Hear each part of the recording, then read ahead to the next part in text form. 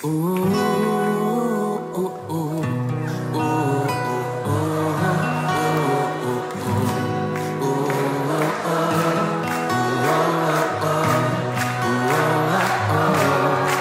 sur celui-là, on se lâche.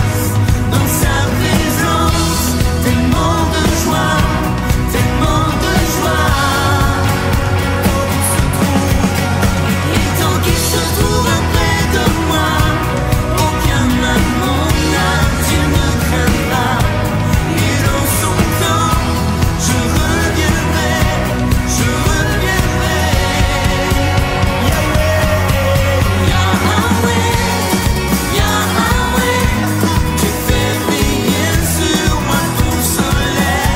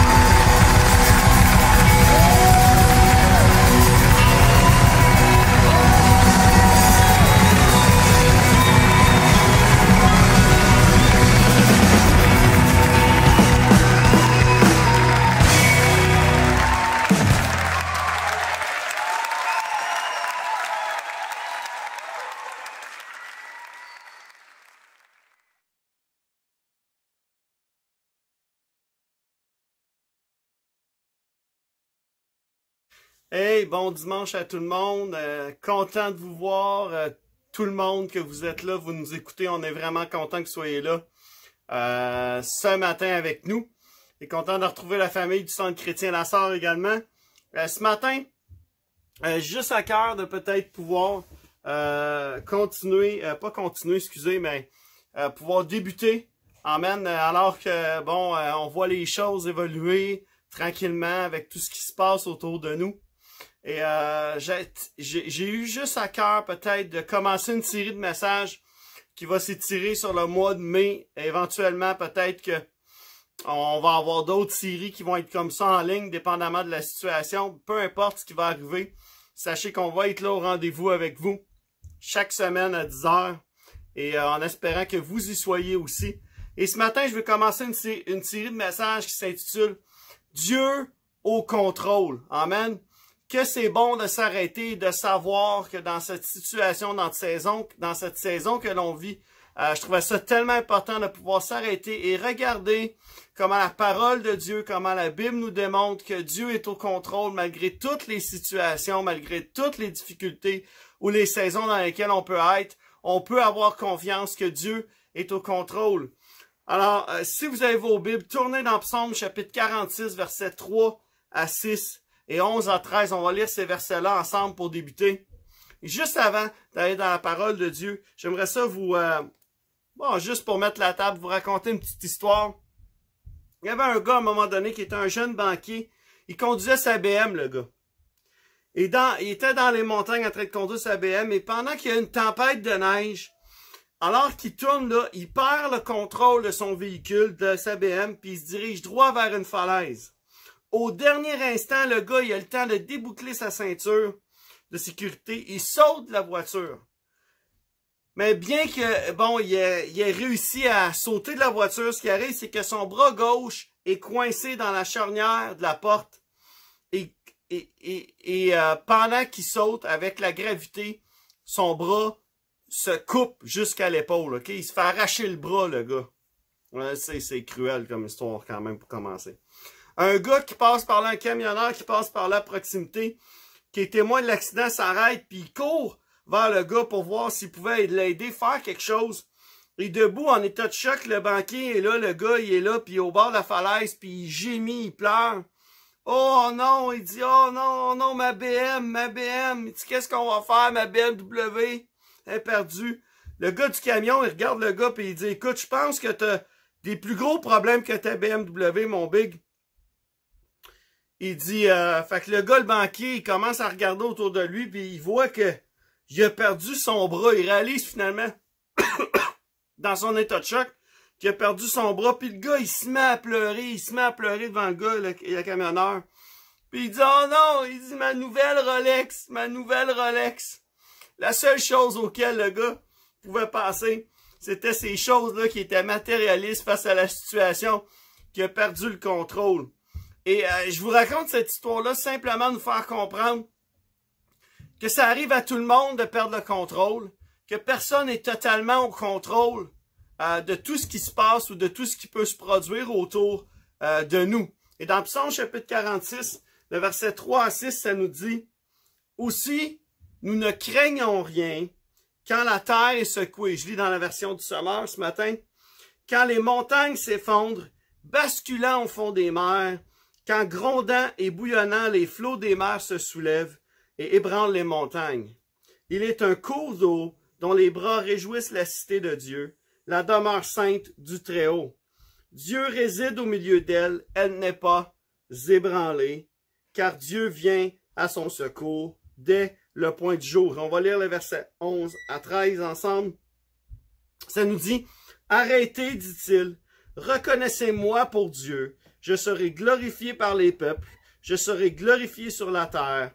Avec nous est l'Éternel des armées célestes. Nous avons pour citadelle le Dieu de Jacob. » Amen. Et là, il fait une pause. Et la pause est importante ici. Parce que dans le fond, là, ce que c'est en train de nous dire, ce verset-là, c'est en train de nous faire réaliser. Ce que David écrit ici, c'est que Dieu est Dieu. Que rien ne le dépasse. Il n'est jamais pris par surprise. Il n'est jamais pris au dépourvu, notre Dieu. Parce qu'il est Dieu. qui domine sur les nations. Et que peu importe ce qui arrive autour, nous ne sommes pas ébranlés. Il n'est pas ébranlé parce qu'il est Dieu. Et il manque jamais de ressources, notre Dieu. Amen. Dieu est au contrôle. Il domine sur les nations. Il est au contrôle. Et ce matin, j'aimerais ça juste qu'on puisse s'arrêter et de reconnaître qui il est. Et le but de cette série-là, c'est de prendre le temps de s'arrêter, de reconnaître que Dieu est au contrôle. Et on va voir à travers différentes choses, durant les prochaines semaines, différents points, comment Dieu peut être au contrôle malgré tout ce qui se passe autour de nous. La première chose que j'aimerais partager avec vous, c'est que Dieu est au contrôle face à l'impensable, face à ce qui est improbable, face à ce qu'on ne penserait jamais qu'il puisse arriver. Et quand je pense à la situation dans laquelle on est, je me dis, mais c'est quelque chose qu'on n'aurait jamais pensé. C'est arrivé tellement vite, c'est arrivé tellement subitement qu'on n'était même pas préparé à vivre ce qu'on est en train de vivre. Et je suis sûr que vous êtes d'accord avec moi que c'est quand même quelque chose qu'on n'avait pas pensé qui pouvait arriver, qui pouvait nous arriver et vivre une chose comme on vit aujourd'hui.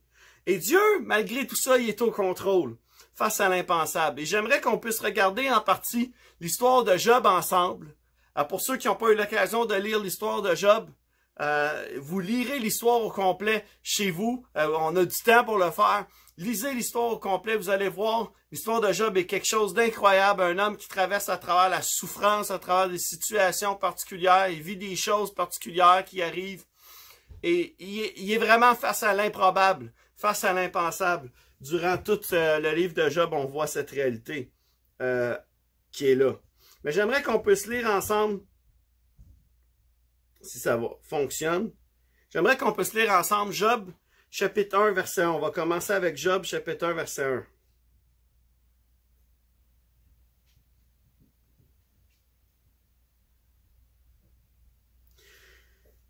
Job, chapitre 1, verset 1. Je vais lire dans la version Louis II pour cette fois-ci. Ça nous dit, il y avait dans le pays d'Uz un homme qui s'appelait Job. Et cet homme était intègre et droit. Il craignait Dieu et se détournait du mal. Amen. Et là, il y a eu des enfants. Amen. Et ça nous dit ce qu'il y a eu comme bénédiction. Il y avait plein de choses. C'était un homme qui était riche, qui était intègre, qui avait la bénédiction de Dieu sur sa vie. Versets 7 à 12 nous dit ceci. On va continuer avec le verset 7 à 12. Ça nous dit, on va lire en 3 temps le premier chapitre. Parce que je veux pouvoir faire des pauses entre les chapitres puis pouvoir juste partager à ce niveau-là. Verset 7 à 12 nous dit, « L'Éternel dit à Satan, d'où viens-tu? Et Satan répondit à l'Éternel de parcourir la terre et de m'y promener. L'Éternel dit à Satan, as-tu remarqué, mon serviteur Job? Il n'y a personne comme lui sur la terre. C'est un homme intègre et droit, craignant Dieu et se détournant du mal. Et Satan répondit à l'Éternel, est-ce d'une manière désintéressée que Job craint Dieu? Ne l'as-tu pas protégé, lui, sa maison et tout ce qui est à lui? Tu as béni l'œuvre de ses mains et ses troupeaux couvrent le pays. » On continue. « Mais étends ta main, touche à tout ce qui lui appartient, et je suis sûr qu'il te maudit en face. L'Éternel dit à Satan, voici tout ce qui lui appartient, je te le livre, seulement ne porte pas la main sur lui. Et Satan se retira de devant la face de l'Éternel. » Intéressant. Bon, pour nous, c'est intéressant à lire. Pour Job, c'est moins intéressant à vivre, la situation qu'il va vivre par la suite. Par contre, c'est quelque chose qui, vous allez voir ce qui va arriver, est complètement impensable. Mais la discussion qu'a Dieu avec Satan, c'est de dire, t'as-tu vu cet homme intègre et droit qui est là? Et Satan remet en question la fidélité de Job sur le fait que, mais enlève-y donc tout ce qu'il y a comme bénédiction, enlève-y tout ce que tu as fait. C'est sûr qu'il t'aime, c'est sûr qu'il te craint, c'est sûr que parce que ta faveur est sur sa vie, parce que tout ce qui l'entoure, c'est toi qui as donné, et il est en train de réaliser, il est en train de dire à Dieu, écoute, mets-le à l'épreuve, on va regarder voir si cet homme-là va rester fidèle alors que tu vas y enlever tout ce que tu lui as donné. Et Dieu va déposer cette limite à Satan, il va lui dire que, hey, sais-tu quoi? Tu peux faire ce que tu veux. avec tout ce que je te donne comme limite, mais tu touches pas à sa vie, mais tout ce qui appartient, je te le laisse. Tu peux y toucher. Mais vous allez voir, verset 13 à 22, qu'est-ce qui se passe et la réaction de Job face à ce qui est en train de se passer, face à tout ça. Et verset 13 à 22, ça nous dit, un jour que les fils et les filles de Job mangeaient et buvaient du vin dans la maison de leur frère aîné, il arriva auprès de Job un messager qui dit, les bœufs labouraient et les ânesses passaient à côté d'eux. Des Sabéens se sont jetés dessus, les ont enlevés et ont passé les serviteurs au fil de l'épée. Et ça commence, là. Et je me suis échappé, moi seul, pour t'en apporter la nouvelle. Il parlait encore. Le gars est encore en train de parler à Job. Lorsqu'un autre serviteur vint, il dit, le feu de Dieu est tombé du ciel et a embrasé les brebis, les serviteurs et les a consumés. Et je me suis échappé, moi seul, pour t'en apporter la nouvelle. Il parlait encore. Lorsqu'un autre vint et dit, des Chaldéens formés en 3 bandes se sont jetés sur les chameaux, les ont enlevés et ont passé les serviteurs au fil de l'épée. Et je me suis échappé, moi seul, pour t'en apporter la nouvelle. Verset 18, il parlait encore. Lorsqu'un autre vint et dit, tes fils et tes filles mangeaient et buvaient du vin dans la maison de leur frère aîné. Et voici un grand vent est venu de l'autre côté du désert et a frappé contre les 4 coins de la maison. Elle s'est écroulée sur les jeunes gens et ils sont morts. Et je me suis échappé, moi seul, pour t'en apporter la nouvelle. Et j'aimerais ça qu'on peut juste faire une petite pause. Ensuite, on va lire le verset 20 à 22. Mais cette pause que... Quelle histoire quand même. On voit ici des serviteurs venir un après l'autre. Une mauvaise nouvelle après mauvaise nouvelle que Job reçoit. Il n'a même pas le temps de respirer entre ces choses-là qui arrivent et il reçoit une autre nouvelle. Pensez-y un instant. C'est quand même quelque chose d'impensable, quand même quelque chose d'improbable, d'inusité ce qui est en train d'arriver. Que tout ça y arrive dans la même journée, dans un petit laps de temps, un petit laps de temps, où tout ça arrive et un après l'autre, il reçoit les mauvaises nouvelles. Mais regardez verset 20 à 22, ça nous dit, « Alors Job se leva, déchira son manteau, se rasa la tête, puis se jetant par terre, il se prosterna et dit, « Je suis sorti nu du sein de ma mère, et nu je retournerai dans le sein de la terre. L'Éternel a donné, et l'Éternel a ôté, que le nom de l'Éternel soit béni. En tout cela, Job ne pécha point, et n'attribuera rien d'injuste à Dieu. » Ah, Job a passé le test. Job a passé le test. Face à l'impensable, alors que peut-être on regarde cette histoire-là et on se dit, mais il y a une perte de contrôle, il y a quelque chose de... Job ne peut pas contrôler ce qui est en train d'y arriver. Job ne peut rien contrôler de ce qui arrive. La preuve, c'est que un après l'autre, il y a des mauvaises nouvelles, il arrive des choses. Mais même après avoir tout perdu, que toute sa vie se soit effondrée en quelques instants, là, il a tout perdu. Job est demeuré intègre et droit, fidèle à Dieu. Amen. Une mauvaise nouvelle après l'autre, il n'a même pas le temps de respirer comme on a dit entre chacune d'elles. Ce qui arrive à Job est improbable, est impensable. Je veux dire, pensez-y un instant alors que t'es chez vous, puis de penser l'idée que tout ça t'arrive, toutes ces choses-là arrivent une après l'autre. Je veux dire, une mauvaise nouvelle dans une journée, c'est pas si pire à digérer. Mais quand t'en as une après l'autre et que le gars qui t'annonce la mauvaise nouvelle a même pas encore eu le temps de terminer, qu'un autre arrive pour te donner cette mauvaise nouvelle, une autre mauvaise nouvelle, c'est vraiment improbable, impensable. Dans tout ça, malgré tout ça, il faut saisir une chose, c'est que Dieu est au contrôle. Rien n'a été laissé au hasard. Dieu a imposé ses limites et Dieu impose ses limites constamment dans nos vies et sur nos situations, sur les choses que l'on vit. Dieu est là avec Job. Dieu est là pour Job aussi également. Si vous lisez le reste de l'histoire, vous allez voir que Job va se poser des questions. Job va se demander pourquoi tout ça y arrive, comme la plupart d'entre nous, quand il nous arrive quelque chose qui est impensable ou qui est improbable. Peut-être la question là, qui se pose sur tous les lèvres, c'est pourquoi est-ce que Dieu permet qu'une telle situation à travers le monde puisse se produire. Alors, Dieu est au contrôle malgré tout ça. Dieu tient le monde au creux de sa main. Et Dieu sait ce qu'il fait et ce qu'il va en ressortir va être extraordinaire. À la fin de tout ça, j'aimerais qu'on puisse lire la fin de Job. Job chapitre 42, les versets 20 les versets 1 à 5. On va lire, mais à la fin de tout ça, alors que Dieu est au contrôle et que Dieu sait très bien qu'il est au contrôle et qu'il n'y a pas de hasard, que la situation n'est pas laissée au hasard, Dieu sait. Job va ouvrir les yeux lui-même sur la situation et sur le fait que, wow, Dieu, tu es Dieu. Dieu, tu es au contrôle. C'est toi qui es au contrôle. Job chapitre 42, les versets 1 à 5.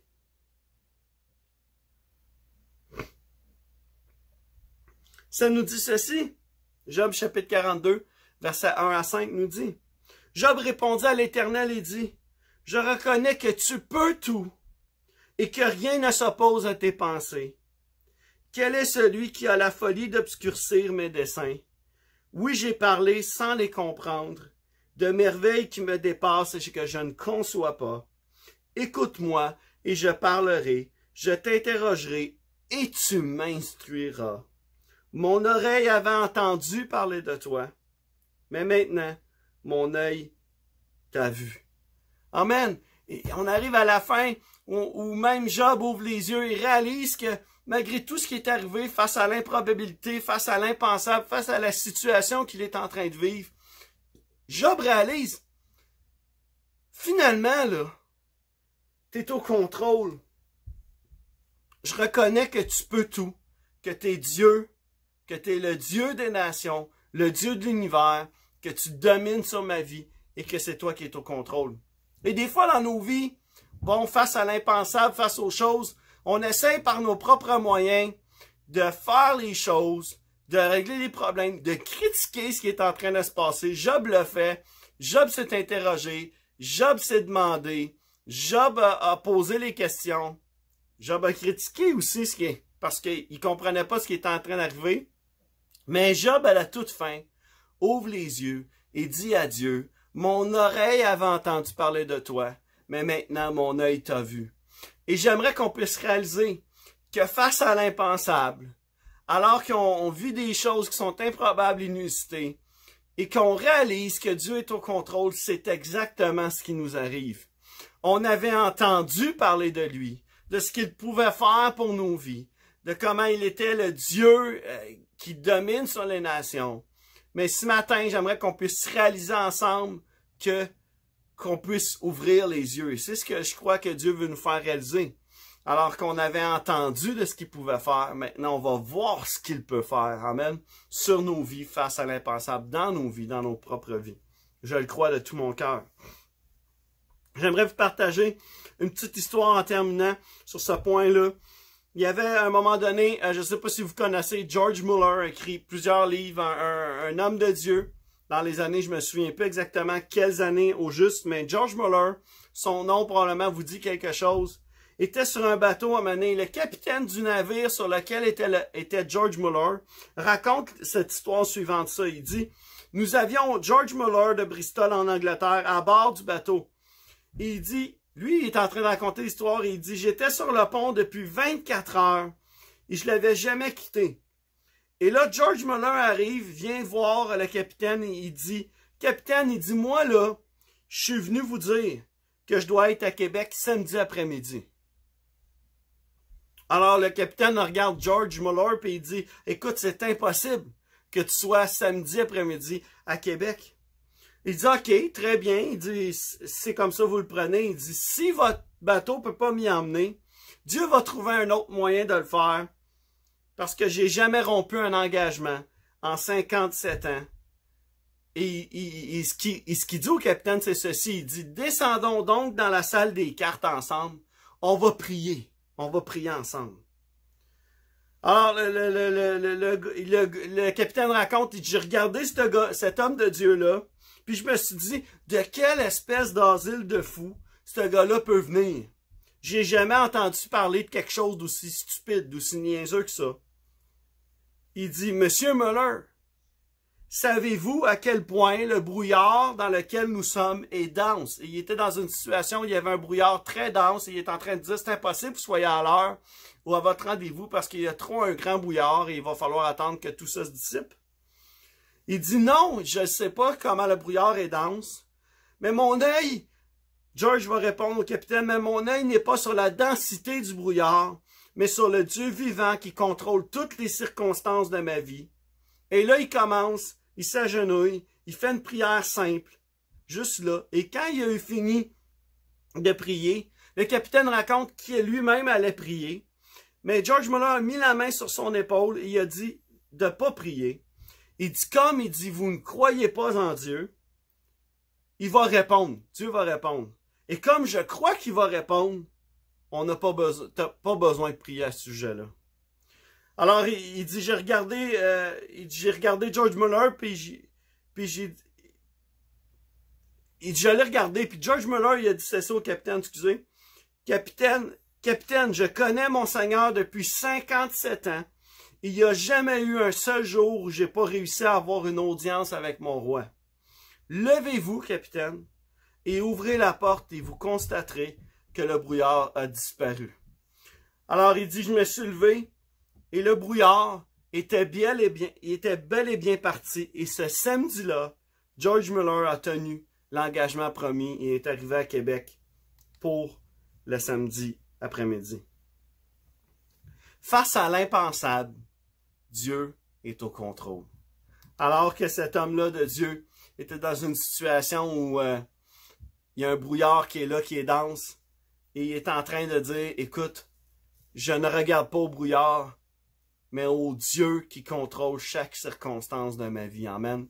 Et je veux vous encourager que face à cette improbabilité ou les situations qu'on peut vivre qui sont des fois impensables, inusitées ou improbables, de regarder au Dieu qui contrôle nos vies et qui contrôle les circonstances de nos vies. Amen.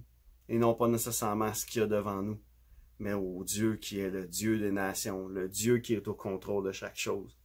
Deuxième chose que j'aimerais partager avec vous, c'est que Dieu est au contrôle dans la tempête.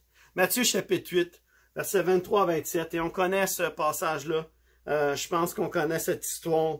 C'est pas la première fois que je le partage, évidemment, on la partage souvent, je crois. Mais j'ai trouvé bon dans cette situation particulière et dans le sujet de faire Dieu est au contrôle, de partager cette histoire-là avec vous, de Jésus qui est dans la tempête avec les disciples. Versets 23 à 27, Matthieu chapitre 8, versets 23 à 27, et je vais lire dans la version du Sommeur, cette histoire-là. Ça nous dit ceci, versets 23 à 27.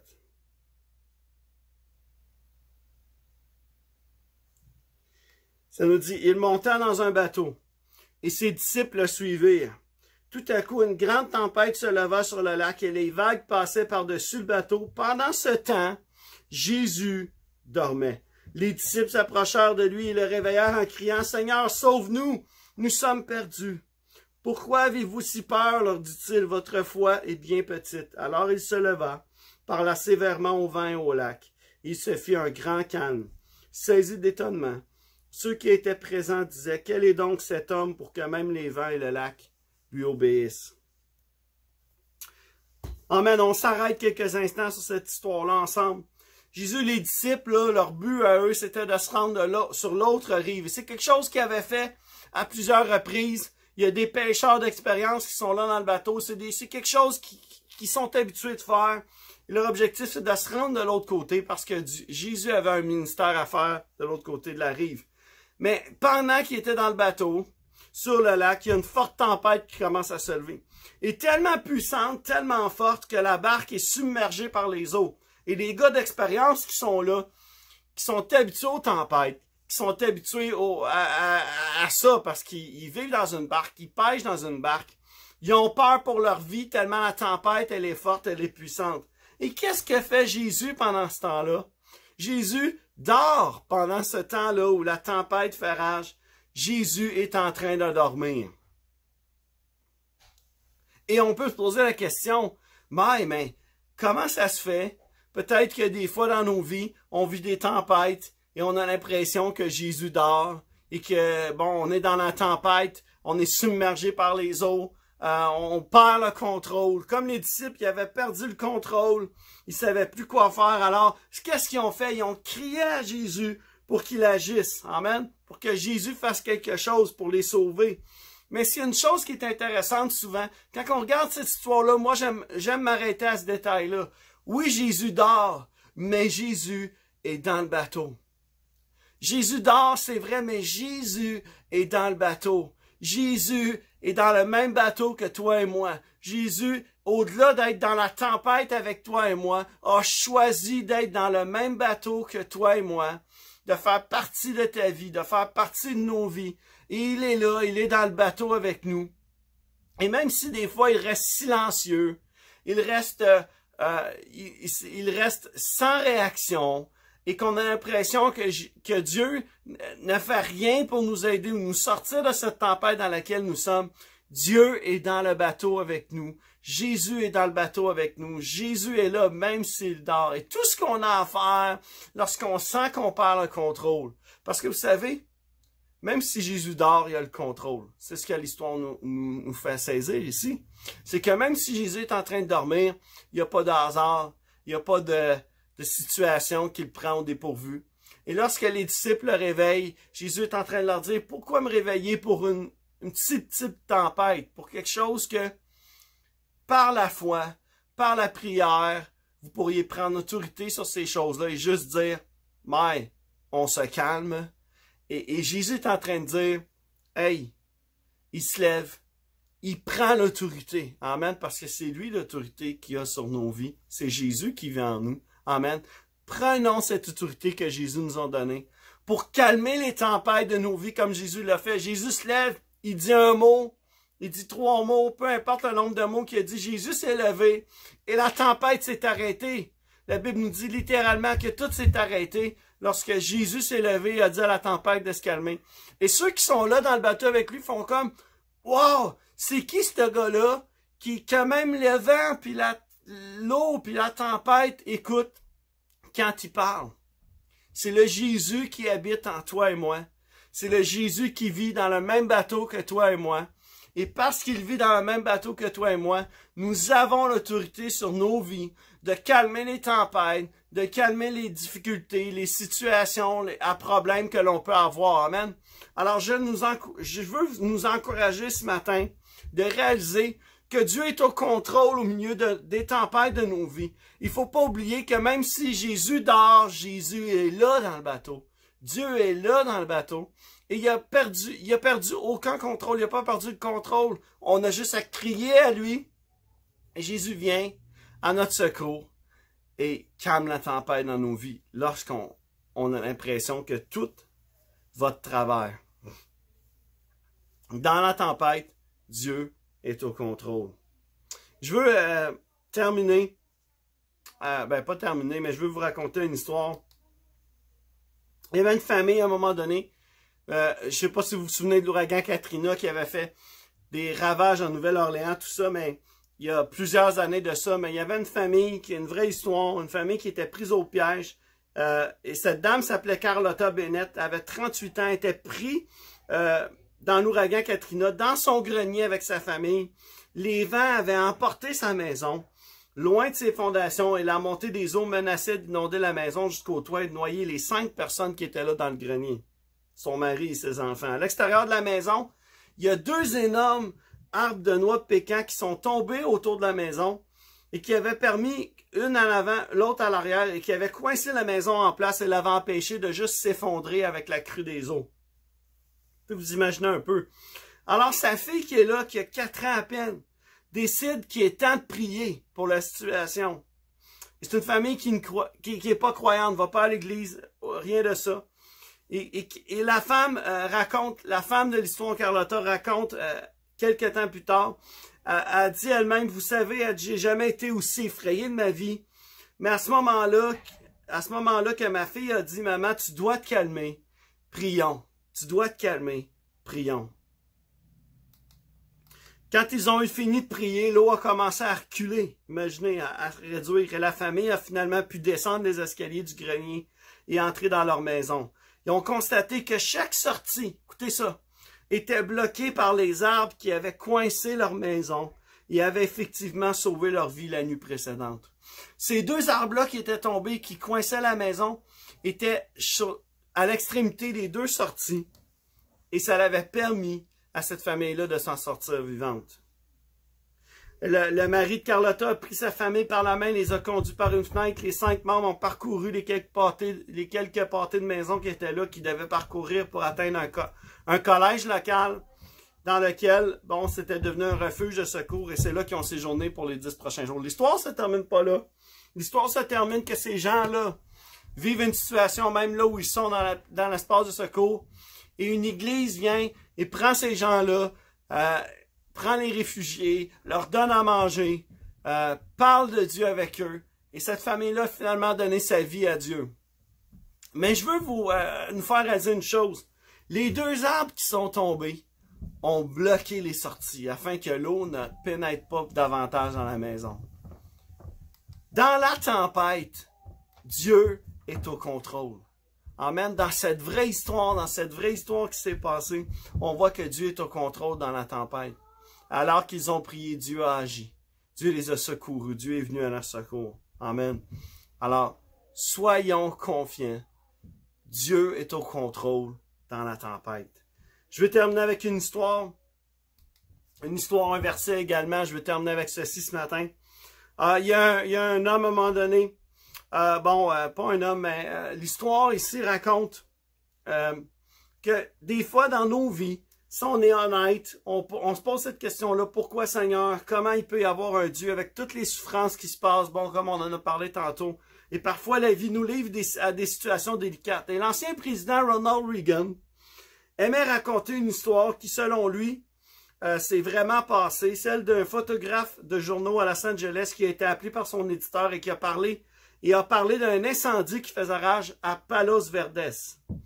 Et c'est une région vallonnée au sud de Los Angeles. Et sa mission à lui, aux journalistes, consistait à se précipiter vers un petit aéroport, à monter dans un avion en attente, à prendre des photos de l'incendie et à revenir à temps pour l'édition de l'après-midi. Le gars, à bout de souffle, finit par arriver, court jusqu'à l'aéroport, conduit sa voiture jusqu'au bout de la piste, puis effectivement, il y avait un avion là qui l'attendait, avec tous les moteurs allumés, prêt à partir. Il monte à bord, à environ 5000 pieds de hauteur. Il commence à sortir son appareil de photo du sac. Et il dit à l'homme qui pilote l'avion de le faire passer au-dessus du feu pour qu'il puisse prendre ses photos puis revenir au journal pour faire son reportage finalement. Et de l'autre côté du cockpit, il y a comme un silence, là. Et il entend ces mots-là qui suivent face à sa demande.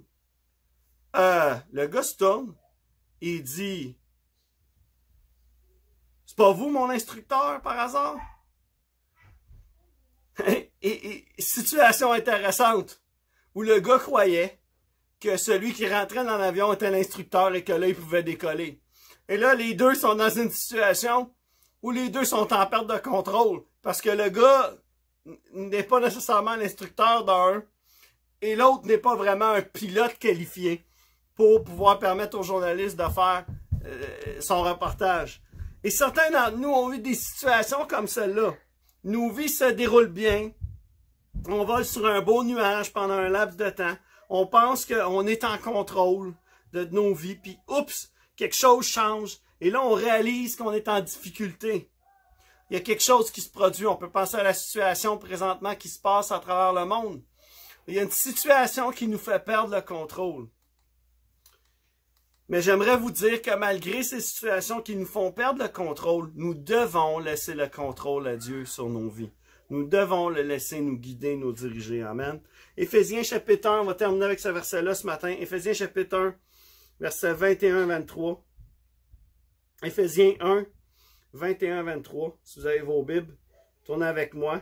Éphésiens 1, 21-23. Éphésiens 1, 21 à 23. Ça nous dit ceci. Ça nous dit, je vais le trouver, ce sera pas long. Vous l'avez peut-être déjà trouvé, vous, de votre côté. Ça nous dit ceci. Là, Christ est placé bien au-dessus de toute autorité, de toute puissance, de toute domination et de toute souveraineté. Au-dessus de tout nom qui puisse être cité, non seulement dans le monde présent, mais aussi dans le monde à venir. Dieu a tout placé sous ses pieds, et Christ qui domine toutes choses, il l'a donné pour chef à l'Église, qui est son corps, lui en qui habite la plénitude du Dieu qui remplit tout en tous. C'est nous l'Église, amen. Il est le chef de nos vies. C'est lui qui est au contrôle. Et lorsqu'on lit ce verset-là, on constate simplement que Jésus domine sur toute chose, sur toute situation, sur toute circonstance. Alors Dieu est au contrôle. C'est sur quoi je veux terminer. Face à l'impensable, dans la tempête, Dieu est au contrôle. Alors ce matin, je veux juste terminer avec un simple mot de prière. Là où nous sommes, là où vous êtes, peu importe où vous êtes ce matin, penchez la tête, fermez les yeux si c'est possible pour vous. Et simplement faites cette prière avec moi. Amen. Papa éternel, on veut te remercier pour ta parole ce matin. On te remercie pour cette parole qui est vivante dans nos vies, qui est réelle pour nos vies, qui est vérité pour nos vies, Papa éternel, qui nous fortifie, qui nous stimule, qui nous motive. Et ce matin, Papa éternel, je te prie particulièrement que les choses que l'on a vues ce matin, qu'on puisse réaliser que tu es le Dieu qui est au contrôle. Tu es le Dieu qui domine sur les nations, sur les situations, sur les circonstances de nos vies. Qu'on puisse non pas regarder aux situations, mais au Dieu qui domine sur les circonstances. Père, tu as permis que ton Fils vienne à la croix, qu'il ressuscite des morts, afin qu'il domine sur toutes choses.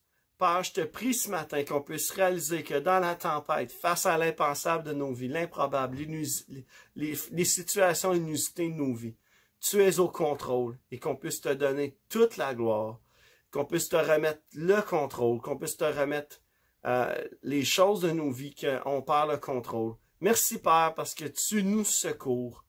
Tu es notre secours.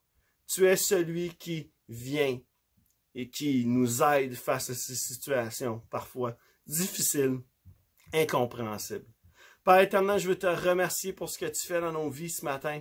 Te remercier pour ce que tu fais dans la vie de chacun qui écoute. Et je te prie que tu puisses toucher, rencontrer chacun des besoins, fortifie, dans le nom de Jésus, chacun qui écoute ce matin. Amen. Soyez grandement encouragés, grandement bénis. On se retrouve bientôt pour un autre moment ensemble. Je vous souhaite une belle semaine, un bon dimanche. Soyez bénis tout le monde. Puis c'est sûr qu'on a vraiment hâte de se revoir. Je le comprends, je le conçois. Mais manquez pas dimanche prochain la suite de cette série du Haut Contrôle. On va voir d'autres choses qu'on va pouvoir reconnaître qui est Dieu, comment il est au contrôle dans cette saison particulière que l'on vit entre autres, mais aussi dans les situations de nos vies qu'on peut vivre à tous les jours.